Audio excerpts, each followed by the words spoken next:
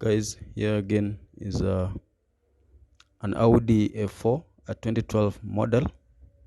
And an outstanding thing about this car is that it has a high quality interior and a strong 4-cylinder turbo engine. And it has automatic headlights, and windshield wipers became standard. That is in this a 2012 model. And in this video, I am showing you the chassis number, the fin plate, and the engine number locations. So the chassis number and the fin plate are located on the left hand side of the front shock mounting. Both of them are tucked there.